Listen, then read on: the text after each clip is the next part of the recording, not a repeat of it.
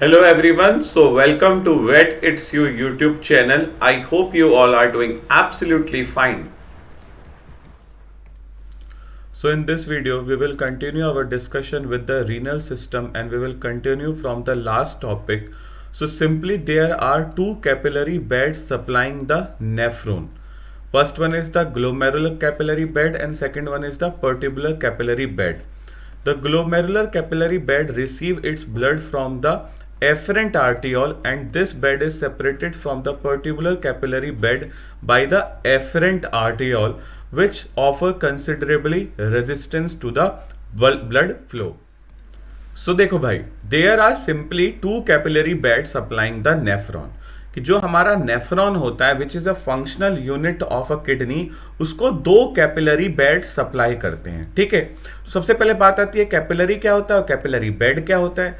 So simply the capillaries are the microscopic blood vessels. जो बहुत छोटी छोटी ब्लड वेसल्स होती है जिनसे ब्लड फ्लो करता है उसको हम क्या कहते हैं, कैपिलरीज. और इन कैपिलरीज के नेटवर्क को हम क्या कहते हैं, कैपिलरी बेड. कि बहुत सारी कैपिलरीज एक साथ जुड़ के एक नेटवर्क बना देंगी, उसी को हम क्या कहते हैं, कैपिलरी बेड. सो सिंपली जो हमारा नेफ्रॉन है, जो कि क्या है, एक फंक्शनल यूनिट है किडनी की, उसको ब्लड सप्लाई किसकी मदद से होती है, दो कैपिलरी बेड्स की मदद से. कौन कौन सी, फर्स्ट है मेरे पास ग्लोमेरुलर कैपिलरी और दूसरा है मेरे पास पर्टिकुलर कैपिलरीज. ठीक है, they both are the capillary beds which will supply the functional unit of kidney known as nephron. ठीक है, नेक्स्ट की अगर बात करें, so simply the glomerular capillary bed receive it blood from the efferent arteriole and this bed is separated from the peritubular capillary bed by the efferent arteriole which offer considerable resistance to the blood flow. अब देखो भाई, ये हमारे पास एक bed है glomerular capillary bed और एक मेरे पास कौन सा है, पर्टिकुलर कैपिलरी बेड. ठीक है, अब इनमें ब्लड सप्लाई कैसे होगी, तो जो हमारा ग्लोमेरुलर कैपिलरी बेड है इसको ब्लड सप्लाई कौन करेगा, हमारा एफरेंट आर्टियोल. ठीक है, और ग्लोमेरुलर कैपिलरी बेड और पर्टिकुलर कैपिलरी बेड को सेपरेट कौन करेगा, हमारा इफरेंट आर्टियोल. ये बात आप लोगों को ध्यान में रखनी है कि मेरे पास दो आर्टियोल्स हैं, दो कैपिलरी बेड्स हैं. कौन कौन से, एक एफरेंट आर्टियोल है, एक इफरेंट आर्टियोल है, एक ग्लोमेरुलर कैपिलरी बेड है और एक पर्टिकुलर कैपिलरी बेड है. तो जो हमारा ग्लोमेरुलर कैपिलरी बेड है उसको तो एफरेंट आर्टियोल सप्लाई करेंगे और जो मेरा पर्टिकुलर कैपिलरी बेड है उसको कौन सप्लाई करेगा, इफरेंट आर्टियोल्स. और यही इफरेंट आर्टियोल्स क्या करेंगे, यहां पे एक सेपरेशन बनाएंगे between the both beds available which are just supplying the nephron which is a functional unit of a kidney. ठीक है, एक बात ध्यान में रखने वाली ये भी है कि जो हमारा इफरेंट आर्टियोल होता है ना, वो ब्लड के फ्लो में रेजिस्टेंस प्रोवाइड करता है. इसका मतलब क्या हुआ कि इफरेंट आर्टियोल ब्लड को आसानी से अपने पार नहीं जाने देता. ठीक है, तो ये बात आप लोग को यहाँ पे ध्यान में रखनी है. So now moving forward, as a result, the glomerular capillary bed is at a higher pressure bed, while the vertebral capillary bed is the lower pressure bed. Because of the higher pressure in the glomerulus, the fluid filter continually out of the glomerulus into the Bowman's capsule. On the other hand, the low pressure in the vertebral capillaries causes the fluid being absorbed continually into the capillaries. So देखो भाई, as a result the glomerular capillary bed is at a higher pressure bed while the vertebral capillary bed is at the lower pressure bed. अभी हमने देखा कि जो हमारे nephrons हैं इनको दो कैपिलरी बेड सप्लाई करते हैं. ठीक है, कौन कौन से, एक था हमारे पास ग्लोमेरुलर कैपिलरी बेड और एक था मेरे पास पर्टिकुलर कैपिलरी बेड. अब ये जो ग्लोमेरुलर कैपिलरी बेड था और जो पर्टिकुलर कैपिलरी बेड था, इन दोनों के बीच में सेपरेशन किसकी मदद से बनाया गया था, इफरेंट आर्टियोल की मदद से. अब एक इफरेंट आर्टियोल की कैरेक्टरिस्टिक्स थी that it will provide the resistance to the blood flow. कि जो ब्लड फ्लो होना चाहता है उसको आसानी से ये अलाउ नहीं करता, that is the reason it will provide the resistance. अब देखो भाई, जो हमारा ग्लोमेरुलर कैपिलरी बेड है इसको ब्लड सप्लाई किसने करी थी, एफरेंट आर्टियोल ने. अब यहाँ पे तो कंटिन्यूअसली ब्लड सप्लाई हो रही है. ठीक है, और ये जो इफरेंट आर्टियोल ने जो सेपरेशन बनाया, और ये इफरेंट आर्टियोल क्या प्रोवाइड कर रहा है, resistance to the blood flow. इसका मतलब ये इस ब्लड को इधर जाने नहीं दे रहा आसानी से. अब जब इस ब्लड को आसानी से जाने नहीं दे रहा तो कहीं ना कहीं ग्लोमेरुलर कैपिलरी बेड की तरफ क्या होगा, जो हमारा ब्लड प्रेशर होगा वो इंक्रीज हो जाएगा. That is the reason the glomerular capillary bed is at a higher pressure bed. ठीक है, इसी की वजह से क्या होता है, जो ग्लोमेरुलर कैपिलरी बेड होता है उसका जो प्रेशर होता है वो कैसा होता है, ज्यादा होता है comparatively to the peritubular capillary bed. और हम ये कह सकते हैं कि जो हमारा ग्लोमेरुलर कैपिलरी बेड है उसका प्रेशर हाई है और जो हमारा पर्टिकुलर कैपिलरी बेड है उसका प्रेशर कैसा है, बहुत ज्यादा लो है, और उसको हम लो प्रेशर बेड के नाम से भी जानते हैं। ठीक है, next thing is that because of the higher pressure in the glomerulus, the fluid filter continually out of the glomerulus into the Bowman's capsule. On the other hand, the low pressure in the particular capillaries causes the fluid being absorbed continually into the capillaries. अब देखो भाई, अभी हमने देखा कि जो हमारा glomerular capillary bed है उसका प्रेशर कैसा है, ज्यादा, और जो हमारा पर्टिकुलर कैपिलरी बेड है उसका प्रेशर कैसा है, कम।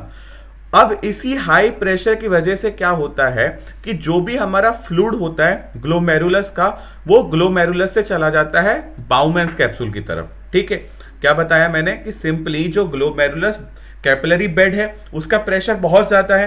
प्रेशर ज्यादा होने की वजह से जो भी हमारा फ्लूइड होता है, जो फिल्टर होता है, वो ग्लोमेरुलस से चला जाता है बाउमैन्स कैप्सूल की तरफ। ठीक है, दूसरी बात ये थी कि जो हमारा पर्टिकुलर कैपिलरी बेड है इसका प्रेशर बहुत कम था, जिसकी वजह से जो फ्लूइड होता है वो कंटिन्यूअसली हमारे कैपिलरीज में ही जाके क्या हो जाता है, एब्जॉर्ब्ड हो जाता है। ठीक है, जो हमारा पर्टिकुलर कैपिलरी बेड था comparatively to the glomerular capillary bed, इसका प्रेशर बहुत कम था, और इसी कम प्रेशर की वजह से क्या होता है कि जो भी हमारा फ्लूइड वगैरह फिल्टर हो रहा है वो क्या होता है, एब्जॉर्ब होता रहता है कंटिन्यूअसली इनटू द कैपिलरीज। ठीक है,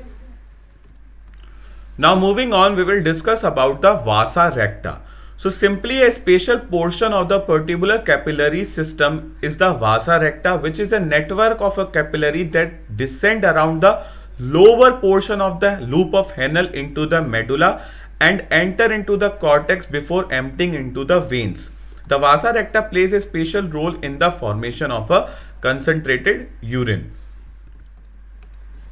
So देखो भाई, अब हम लोग बात करेंगे about the vasa recta.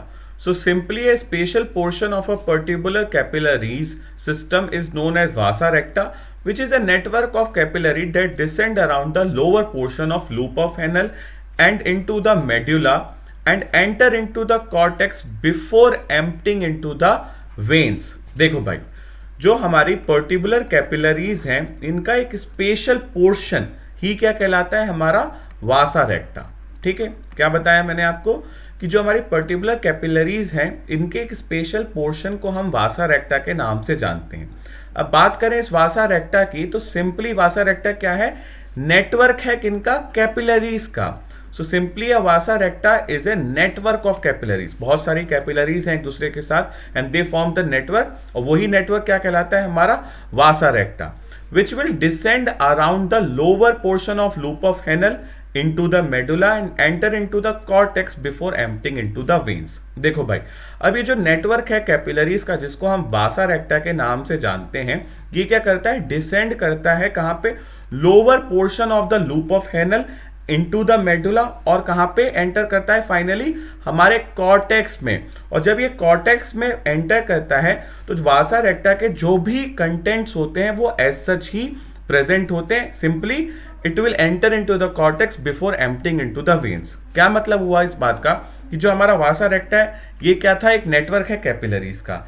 ये कहां पे डिसेंड करा, lower portion of loop of Henle into the medulla, और ये एंटर कहां पे करा, हमारे कॉर्टेक्स में। अब देखो भाई, जो हमारा वासा रेक्टा है जब ये कॉर्टेक्स में एंटर करता है तो इसके जो भी कंटेंट्स होते हैं वासा रेक्टा का, जो भी फ्लूइड्स वगैरह होते हैं वो एज सच मेंटेन रहते हैं, और ये अभी तक भी वेन्स में क्या है, एम्प्टी नहीं हुए। सिंपली क्या होता है कि जो भी हमारा फ्लूइड कंटेंट होता है वो हमारी वेन्स और वेसल्स में ट्रांसपोर्ट कर दिया जाता है, खाली कर दिया जाता है, इजंट इट। लेकिन जब हमारा जो वासा रेक्टा है वो कॉर्टेक्स में एंटर करता है तब भी इसके जो भी कंटेंट्स होते हैं वो सब एज सच प्रेजेंट होते हैं। ठीक है, यहां तक बात क्लियर है।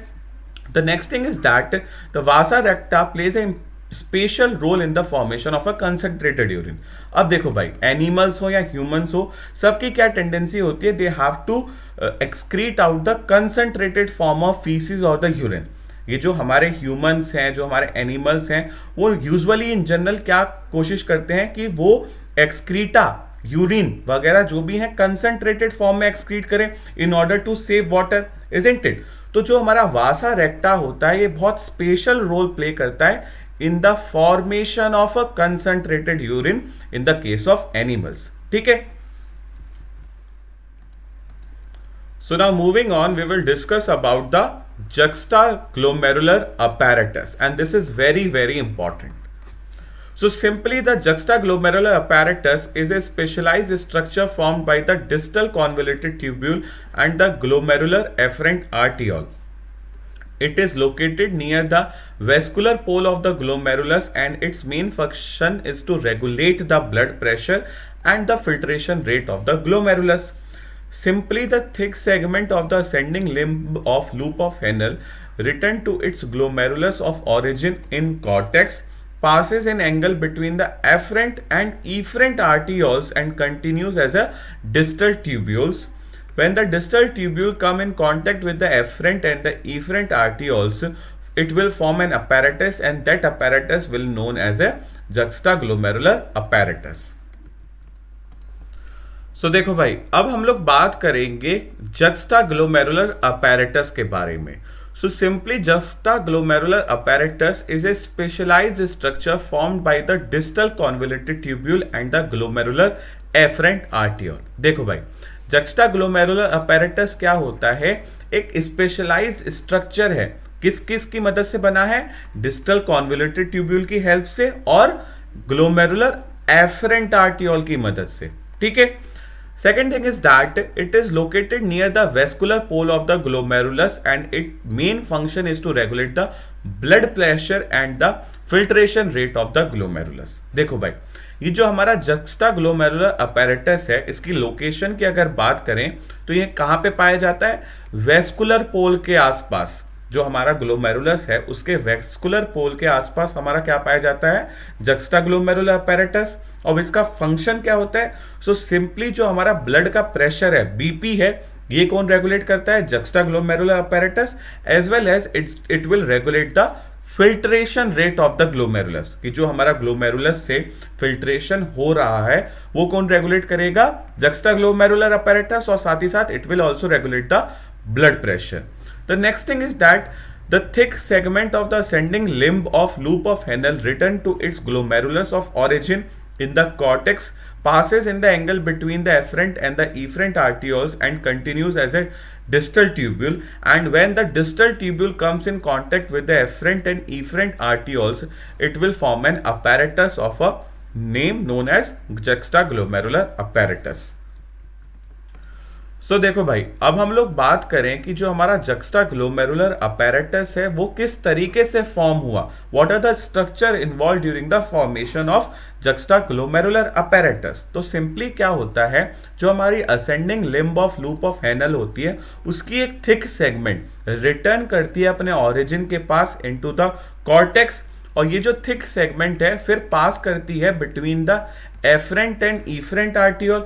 और जब ये थिक सेगमेंट पास ऑन कर जाएगी एफरेंट ऑफ ईफरेंट आर्टियोल के बीच में से, so it will continues as a distal tubule.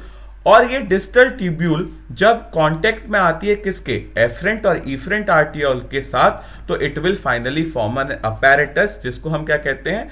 juxtaglomerular apparatus. एक बार मैं फिर से बता देता हूं, जब भी आपसे कोई पूछता है कि juxtaglomerular apparatus किस तरीके से फॉर्म हुआ, तो सिंपली एक थिक सेगमेंट थी किसकी? Ascending limb of loop of Henle की. जो क्या करा, उसने अपने आप को रिटर्न कराया अपनी ओरिजिन के पास. कहां पे? कॉर्टेक्स में. और फाइनली पास हुई किसके किसके बीच में? एफरेंट और ईफरेंट आर्टियोल के बीच में विद अ पर्टिकुलर एंगल, ठीक है? और जब ये पास ऑन हुई एफरेंट और ईफरेंट आर्टियोल के बीच में से, so it will finally continues as a distal tubule. और ये डिस्टल ट्यूब्यूल जब एफरेंट और ईफरेंट आर्टियोल के कांटेक्ट में आता है तभी एक apparatus बनाता है जिसको हम क्या कहते हैं? juxtaglomerular apparatus, ठीक है? So now moving on, the juxtaglomerular apparatus consists the macula densa, that is the cells of a distal tubule that contact with the afferent arteriole. Second is the juxtaglomerular granular cells, that is the cells of the afferent arteriole that contact with the macula densa cells of a distal tubule. Next is the extraglomerular mesangial cells or Lassus cells. Simply they are the cells that is located between the macula densa and the arterioles. सो देखो भाई, अब हम लोग बात करेंगे कि juxtaglomerular apparatus में क्या क्या कॉन्स्टिट्यूएंट होते हैं, कि सिंपली जक्स्टाग्लोमेरुलर अपैरेटस किन किन सेल से बना हुआ होता है। तो सबसे पहले सेल कौन से होते हैं? Macula densa. So these are the cells of a distal tubule that contact with the afferent arteriole. कि जो हमारे मैक्यूला डेंसा हैं वो किसके सेल्स हैं? डिस्टल ट्यूब्यूल के सेल्स हैं जो कि एफरेंट आर्टियोल के साथ कॉन्टेक्ट में रहते हैं। ठीक है। सेकेंड सेल्स कौन से प्रेजेंट होते हैं? Juxtaglomerular granular cells. Simply they are the cells of the efferent arteriole that contact with the macula densa of the distal tubule. जो भी सेल्स होते हैं किसके? एफरेंट आर्टियोल के, जो कि मैक्यूला डेंसा के साथ कांटेक्ट में रहते हैं, उन सेल्स को हम क्या कहते हैं? Juxtaglomerular granular cells. Third cell कौन से प्रेजेंट होते हैं? एक्स्ट्राग्लोमेरुलर मेसेंजियल सेल, जिसको हम लेसिक सेल्स के नाम से भी जानते हैं।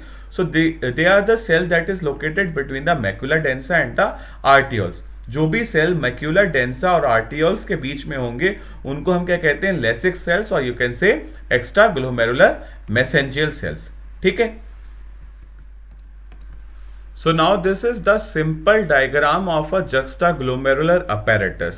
So these are the tubule available, this is the capsule, then these are the granular renin producing cells, then this is the afferent arteriole, this is the efferent arteriole, this is the macula densa cells, and this is the distal tubule. So you can just pause the video and look at the different constituent of a juxtaglomerular apparatus. So that's all for this video. I hope you like it. So please like, share, comment and subscribe to my channel Vet It's You. Thanks for the watching. An initiative by Ankit Kaushik.